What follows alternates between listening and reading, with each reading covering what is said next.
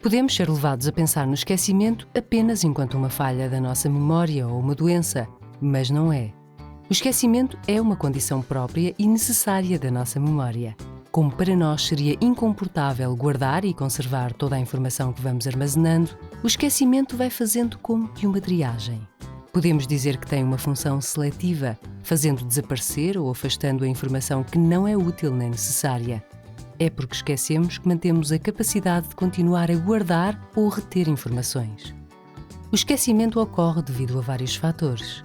Por exemplo, interferências entre informações. Isto é, quando certas aprendizagens interferem na retenção de outras aprendizagens semelhantes. Chamam-se de interferências proativas quando informações que aprendemos primeiro e que estão armazenadas na nossa memória dificultam novas aprendizagens. Por exemplo, ao trocar o PIN do meu telemóvel, ou seja, o código de acesso, posso ter mais dificuldade em memorizá-lo devido ao meu PIN anterior. Dizem-se interferências retroativas quando são as novas informações a inibirem a recordação de informações que aprendemos primeiro. Pegando no exemplo anterior, depois de ter digitado várias vezes o meu novo PIN, posso ter dificuldade em recordar o meu PIN original. Outro fator que influencia o esquecimento é chamado de falhas na recuperação da informação. Neste caso, a informação que queremos aceder está lá guardada na nossa memória a longo prazo, mas não está acessível.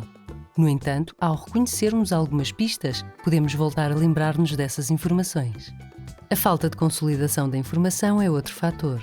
No processo de memorização, é necessário algum tempo para a informação ser consolidada, fortalecida.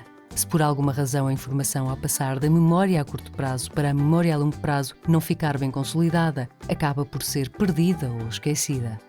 Freud falou de motivações inconscientes para esquecermos alguns acontecimentos traumatizantes ou recordações dolorosas que geram ansiedade e angústia e prejudicam a nossa saúde mental.